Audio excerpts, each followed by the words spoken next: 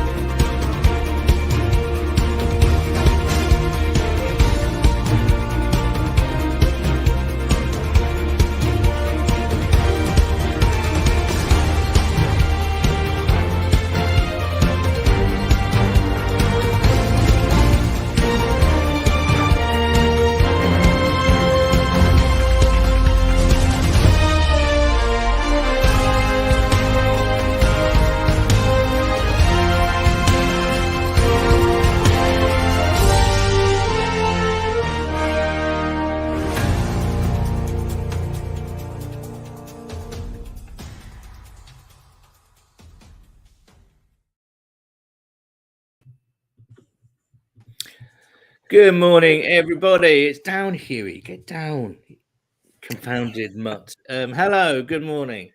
It's Paul here from Bengals UK, and we're here to discuss day 3, the final day, thank goodness, of the NFL draft.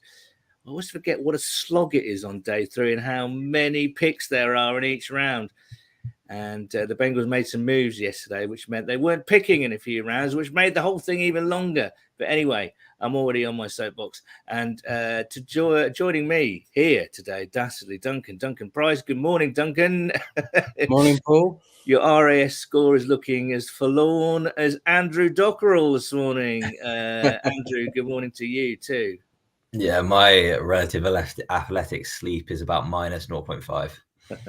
Well, we've got about 20 minutes and then you can go back to bed, and then Sunday is all yours. So thank you so much for joining this morning. Yeah, a bit of a slog yesterday. It always is on day 3. And as you go through, I think we were chatting in amongst ourselves and kind of, oh, goodness, he's gone. Oh, the Ravens have taken him again. Bloody hell, that's not fair. The Ravens had 6. This is what I'm contending with this morning. Aren't I, Huey? Do you want to give your...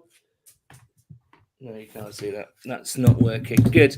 I was hoping that Huey would give us his snap draft grade, but he's not able to because he's a dog. So anyway, yeah, the Bengals made a few moves, which meant they weren't picking in the 6th, and I believe, was it the 6th or the 5th? 6th, wasn't it? And also their first pick in the 7th round. So, yeah, it was a real slog yesterday. Duncan, did you watch it all? I did, yes. I dipped out a bit when I knew we weren't picking for a while. But yeah, day 1 and 2 didn't miss a thing. And then, yeah, yesterday, like you say, bit of a slog. So I kind of just kept an eye on where we'd be picking and chose wisely when to turn the volume back up. Yeah, you've got to be quite strategic, haven't you, in this long weekend? We haven't heard from you all weekend, Duncan. So, you know, first couple of days, relatively happy with who they took. Daxton Hill, Cam Taylor-Britt, Zach Carter, or Zachary Carter. What are your thoughts on the first couple of days? Overall, pretty solid, I think. The only one I'd probably question a little bit was Carter. He looks like he can have the sort of traits and the ability to translate at this level. But I'm not a draftnik by any stretch, but I never find it a good sign when a team picks someone and everyone has to scramble around going, who? Or oh, let me just watch the tape on that guy. You know, so he looks like he could be a good prospect. Solid pick, but if I had a query or an issue with any of them, it was probably that one, to be honest with you. But the first 2 rounds, you know, we're picking late in each round, so we're going to have limited choice. And I think we kind of took the best player we could get at each interval. So, yeah. Well, on to round 4, as it was. We went offense, and this is the thing. we should have had 8 picks, but we only had 6 because of the kind of little moves and whatnot. And we selected the North Dakota State offensive lineman Cordell Volson with the 136th pick overall. And then round 5, the Toledo safety Tyson Anderson with the 166th pick overall. Another defensive back to add to CTB in round 2 and Daxton Hill in round 1. And finally, with the 252nd pick overall, we selected the Coastal Carolina edge Jeffrey Gunter. No, not a punter. It's Jeffrey Gunter. Maybe that should be his catchphrase going forward. It's not a punter. It's Jeffrey Gunter. See, my brain's gone as well. Andrew, rescue me here. How are you feeling this morning? And only another 3 picks. I like lots of picks because it just keeps the interest going. And we decided to cut our picks down by 2. How are you feeling about those 3 picks yesterday? Yeah, as the armchair fan, you obviously want all the picks. That's the fun stuff. But then you do have to fit them on the roster. So that's another thing. So I don't have an issue with moving a couple of late picks that realistically the odds are most of them wouldn't make the roster anyway. They'd be practice squad guys. So if they wanted to move up to guarantee guys, I'm okay with that. Yeah, I'd have preferred if they kind of picked a few of the guys that were slipping down boards yesterday. But I mean, they've obviously done their research to pick guys that they like. I think Volson, at first we were thinking he played left tackle, right tackle. So we're thinking he was a Lel insurance, but it seems like they want him in a guard. Would be interesting. Anderson is probably a Von Bell type special teams focus for year 1. And again, just ticks those leadership boxes. I think he majored in leadership as his degree. Gunter is probably my favorite of the 3. Super athletic, 9.7 rest score. Probably just a late kind of rotation pass thing. But yeah, as you expect, day 3 guys, you're kind of just rolling the dice, hoping you hit big. Yeah. Cordell Volson, I did mock him a few times. A few people have saying that it's a bit too early to draft him. But again, you're talking about guys they probably still got on their board. So why the hell not, And I think he endeared himself to a lot of people when he said he's something like dirty, filthy, and nasty, or something like that. Anyway, maybe that's just my brain on a Sunday morning after a long weekend. But Peter Dadswell says in the messages, "Good morning, gentlemen. Doesn't drafting late in each round feel so very different? More of that, please. Happy with the draft. Obvious focus on speed and athleticism in depth on the D. Ask Andrew when we start to look at recruits for next year's draft." Is that I did see PFF doing a way too early mock draft for next year during the 7th round yesterday. And so would you like to answer that, Andrew? I mean, it's already started. Yeah, it's going to be interesting who we pick at 32 next year. Well, there you go. It's going to be even stranger next year when we pick him.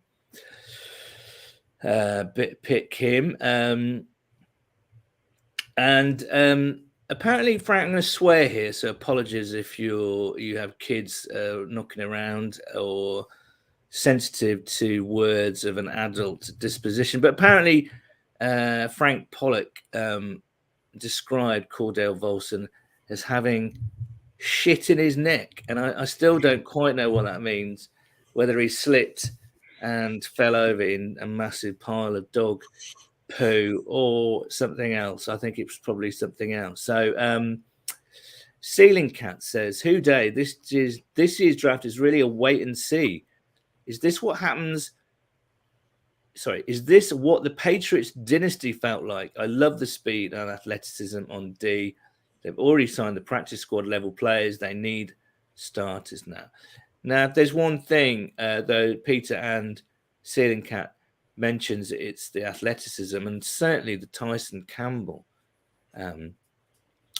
Anderson, beg your pardon, selection God, this is not going to go well this morning, is it? The Tyson Anderson selection. I mean, once again, puts the emphasis. Sorry, the dog's licking its own ass there. I wonder what that was. This is not going well. Yes, it's the athleticism that they've really honed in on. If you look at the 3 defensive backs, their RAS scores are through the roof. Certainly the 40 times are pretty eye-popping. It's quite interesting, isn't it? You can see they've got their traits, and that's what they've zeroed in on. They had a plan. They knew what they wanted, or the type of player that they wanted, Duncan. Yeah, absolutely. I think there's 3 aspects to it. The athleticism is something that kept cropping up. Versatility was the other one. Players who could play in multiple positions, or could perhaps be coached to add a position to, with their athletic traits, and also leadership, as you spoke about. So I think they tried to get all 3 of those traits in each draft pick if they could. And obviously 1 or 2 of them, maybe they settled for something, 2 of the 3, maybe. I think maybe with the Volson pick, I think they're a little bit, I'm all for going for a glass eater, but you have to actually get to the glass before you can eat it. That would be my concern, really, with Volson, is that there were guys who fell, who probably had better pedigree and potentially had shown more on tape. He's an older prospect, so it's hard to give him a sort of developmental tag. I think he's a 5-year guy, so he's going to be relatively set in stone. So that was my issue there. I think he's a good player. I would say that 3rd and 4th round, if they'd been taken in the 4th and 5th round, I would have been a lot happier. But yeah, absolutely, traits wise, they got all the guys they wanted at the positions they wanted, so you can't fault them for that. Jimmy Foster, Bengal Jim. Good morning, Jim, you lovely man. Who day, guys, at the airport in Las Vegas, getting ready to head back to Cincinnati. Paul, you nailed it. Get me. We got, not very often that happens, we got quicker and more athletic this week. Do you see that? It's always obvious. It sounds like a ridiculous and obvious thing to say, but when you view the draft class as a whole, because it's very easy to go nuts on one round or 2 rounds or whatever, or up to day 2, for instance, and it's like, this is not good, or this is great, or whatever it might be. But just we're able now to look at the draft class as a whole. What are your thoughts, Andrew? Yeah, we've kind of said it's that they are quite easy to see which boxes they want ticking. It is that versatility, the athleticism, and the leadership. So I think all but Volson were 8+ relative athletic scores. And I think I talked about it after day 1, is when you have those quarterbacks like Lamar and Deshaun Watson in your division, that's pretty much how you have to set up a defense. And it's how the NFL is going with these kind of more wide receiver sets. Obviously, you still have to come down and tackle, and I think they do care about that too. But the athleticism is the key bit. You have to be able to touch them to tackle them. And you made a really good point, because lest we forget, we beat the vaunted Kansas City Chiefs twice with their incredible passing attack, and we didn't just beat the Ravens, we absolutely mullered the Ravens twice. And I think Lou, I mean, you look in some instances, certainly against the Chiefs game when they were dropping 8 back into coverage, that seems to be something that Lou has hit on and has had success with. So with the departure of Trey Waynes and, depth guys like Darius Phillips and Ricardo Allen, I guess that was the intent, to stock up on the back end. So, we're going to be facing Justin Herbert this year. We're going to be facing Patrick Mahomes again. We're going to be facing, rightly or wrongly, Deshaun Watson twice. We're going to be facing Lamar twice again. So, I don't see an issue if that's the way you beat these teams, then I've got no issue on loading up on the back end at all. Cordell, I think some people, when Cordell Volson was drafted. Again, Duncan, they were kind of like, what, who? I've no idea.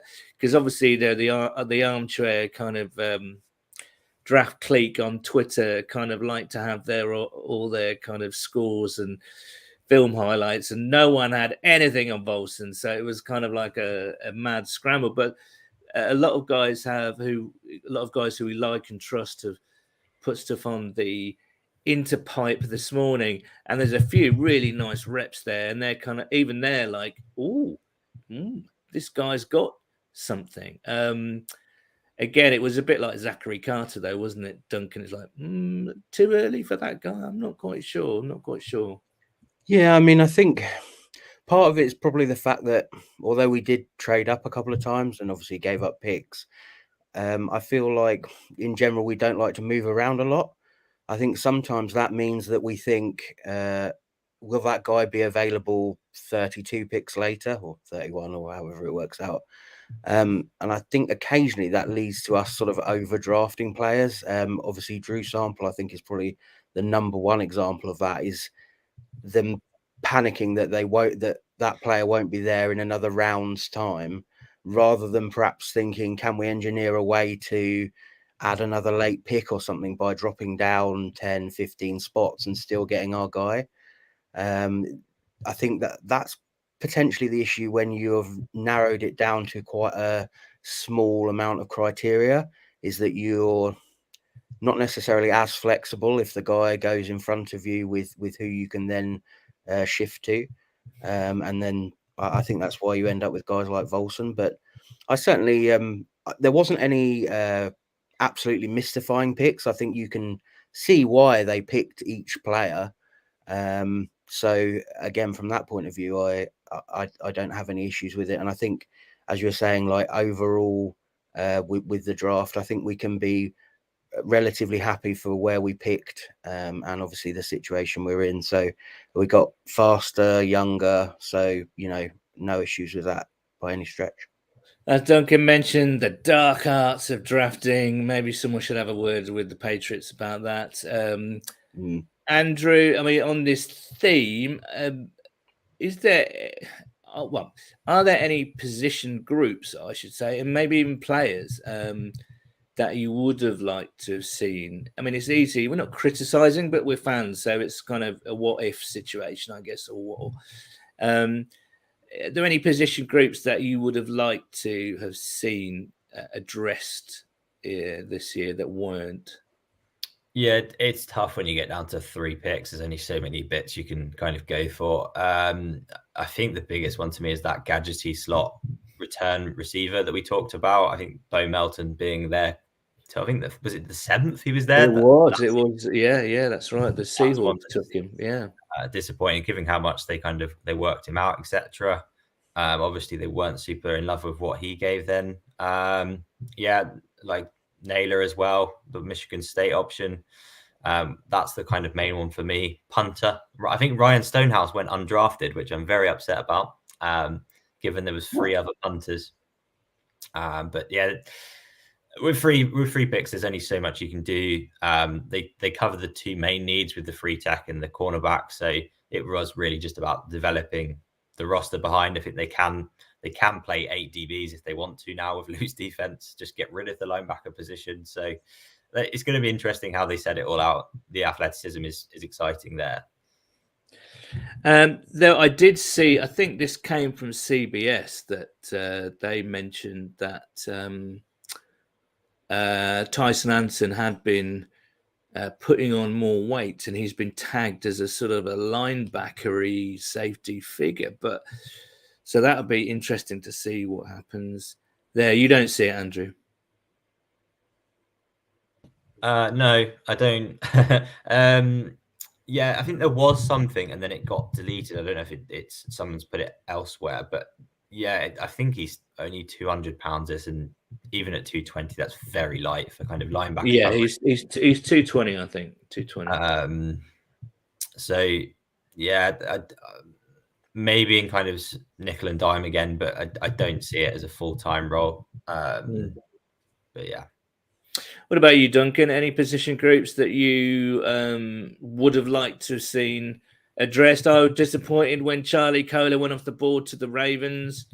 Although I will say this about the Ravens. Yes, they've had a fantastic draft. Yes, they managed to land a whole bunch of consensus first-round talents in rounds 1, 2, 3, 4. They signed 2 tight ends, no real depth at wide receiver. They may stop teams scoring, but how are they going to score points in this pass-driven league? I think they're going back to the run. I think they're going to double down on the run.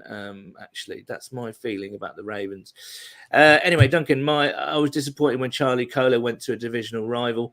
What are you thinking about position groups? What you would have liked to have seen?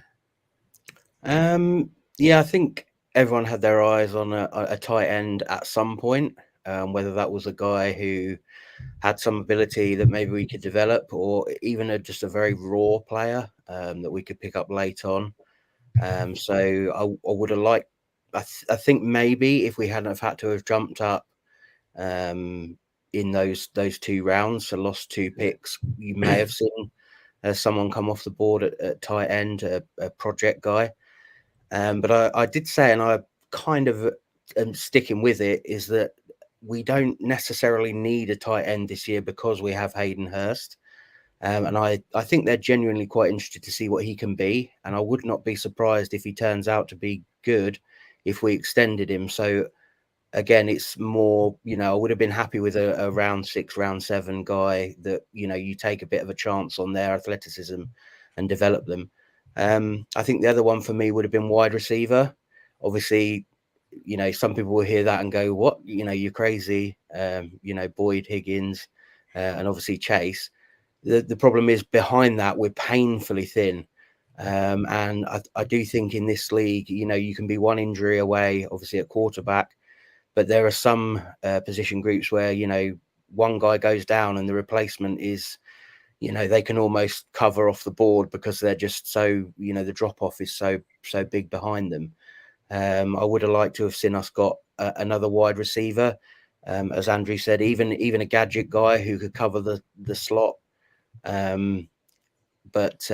I would have liked to have seen another guy come off the board there. And again, maybe if we'd had that extra pick, that would have been somewhere they looked at. But obviously, with only the 6 picks and not having a glaring need at any one position, they obviously felt they wanted to go with those traits and go with the best guy with those traits at each pick. So. Yeah, I mean, it's interesting tight end, isn't it, Andrew? I think at some point during the evening, you kind of said, this is dead now, isn't it? This pursuit of a tight end, because all the, Cole Turner had gone, as mentioned, Charlie Kohler had gone, Okonkwo had gone, Calcaterra had gone, all the guys that you maybe were looking at in those mid rounds, had gone. So it was kind of, you raised the point, and it was kind of obvious. It's like tight end, maybe not this year. Yeah, simple as. I think that happens in drafts. Is kind of, if you don't take them in the when the run starts I think it's the 4th, 5th mainly. You can miss out on positions, and there's no point forcing a pick if you don't think those guys can either ready to start if that's what you need, or have the ability to progress to a kind of starter level. And we're right, we do have Hurst, who should be a tight end 1, and Sample is a solid blocking tight end. So this year it isn't a problem. It does worry me a little that there's no year for development behind those 2, but it's not a major concern this coming year. And people like Calvin Austin and who you were a fan of, Andrew, went to the Steelers. That's not good news. He's a good player. Bo Melton, as we've all had our eye on, and Naylor as well. All kind of went in those later rounds. So again, I I think if they had those extra 2 picks, I think they probably would have picked up a tight end, or certainly a receiver. However, that's all what ifs, and they took who they wanted. They identified, I think, the type of player that they wanted, and they really attacked that. So nice. Yeah, I think they brought in Heli as well as a priority free agent who is a Yeah, decent. yeah. Let's receiver as get well. on to the free agents then, shall we? Because that's also the added little. It's the cherry on top of the draft cake, isn't it? It's kind of just when you think it's all over, it's like no, the free agent scramble starts. So this is who we've got. Another coast. We've got 2 Coastal Carolina. Excuse me. Players to add to Tyson Anderson. Coastal Carolina running back Shimari Jones. Do just shout if you know anything about any of these guys. Coastal Carolina's running back Shimari Jones. And we also, as you said, Andrew, Javon Haley. Yeah, I don't know how you pronounce it. He's just like an average kind of 6 foot kind of guy. Had productive last year, but I think he's done some return work, but not going to be our starter returning. From Ole Miss, Ben Brown, the guard, I guess, the offensive That's line. probably my favorite of the lot I've seen so far. Center guard, kind of a late kind of 6th, 7th rounder kind of view for me. Yeah. The Georgia Tech offensive tackle Devin Cochran, and apparently he's got some obscene wingspan, and he's about 6'7". So another big guy on the offensive line. We've got the Kansas wide receiver Kwame Lassiter, the second. Another Ole Miss player, the defensive lineman Tariquius Tisdale. There's a name for the name game. Definitely. Washington Huskies defensive back Brendan Radley Hiles. Yeah, he transferred from Oklahoma a few years ago. Did like safety kind of guy. Kentucky tight end Justin Riggs. So we do get a tight end there. And finally, I think the Pittsburgh Panthers long snapper Cal Adomitis. Another great name. Yeah. And another huge expanse of hair, lustrous hair that he has. So again, ticking some position boxes there. Be interesting to see. Of course, these are all unconfirmed, but that seems to be who the Bengals have approached and perhaps signed in terms of undrafted free agents. So Duncan, do you want to say something there? Yeah, I was just going to say I had a brief look at PFF. They do an undrafted free agent top 100, and I think it's highly, because apparently there's some joke that the Chanticleers, which I love, had highly and likely, because their tight end was Isaiah Likely. Very good. I like that. Highly likely. I take credit for that, but I'm assuming because the joke was made that's what it is. I claim it. It's the internet. You can do anything. It's fine. It's the Wild West. Claim it, Duncan. So he was on there, I think in the 30s, and then and Ben Brown was there in the 50s. So to have a couple of guys who seem to be well regarded and by all means, could have been drafted late, is a good sign, I think there. Indeed. Ceiling Cat says Scotty Washington is still there. Yes, he is. He's still on the roster, isn't he?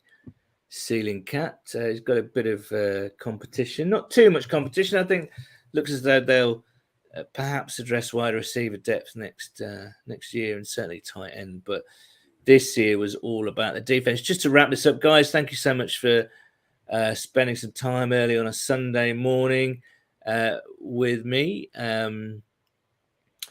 Your sort of most memorable moments of the draft, I guess, your favorite, any sort of post notes here that you want to tell everyone? I quite enjoyed, I forget the guy's name, but the guy who picked for the Vikings, who got the hook because he was talking for about 5 minutes. Yeah, that was one of my. What happened now? I didn't see that, but someone had to go on stage and kind of basically shove him off. Yeah, he basically was doing the whole, oh, it's incredible to be here and blah, blah, blah. Every time you thought he was going to say, and the pick is, he went, oh, and then this, that, and the other, and went in my day and blah, blah, blah. And basically, it went on so long they had to send obviously like the head of production on there to effectively point at the card and say, get a move on and read it, because we've got other stuff to be getting on with. They So really should have. They should get Penn and Teller on and kind of either saw them in half or just make them Yes. disappear. Or a shot clock for announcements or something. Andrew, any other memorable moments from you? Yeah, that one was a fun one. I think the Make-A-Wish guy who did the Kayvon Thibodeau pick was awesome. He was on NFL Network again yesterday. That was quite cool to see. He led the broadcast for a minute or so. The Rams' reaction to the Cole Strange pick was very interesting. How they were live and were talking about how they wasted time looking at him as a pick for 104, and now the Patriots took him at 27. I think they drafted some weird names as well. I think they drafted some guy called Yeast, which is an interesting, interesting selection. But no, yeah, it's always a bit fun. I always get a bit disappointed by day 3. They kind of just give up on presenting half of the picks and talking about the picks. It just goes to just back onto day 1. There we go. That's the image. He looks like he's on something there. It's a bit worrying. He's Sean. Maybe this is libelous, so maybe not go down that road. But we'll have this conversation in a moment, Andrew. But look at him. He's off his tits, isn't he? Look at him. Anyway. Yeah, I mean, I kind of miss going in. I know we shouldn't miss this, or I shouldn't miss this, but the good thing that came out of the COVID situation in terms of the draft, I enjoyed looking into people, going into people's homes and seeing what they were. So I kind of missed that a little bit.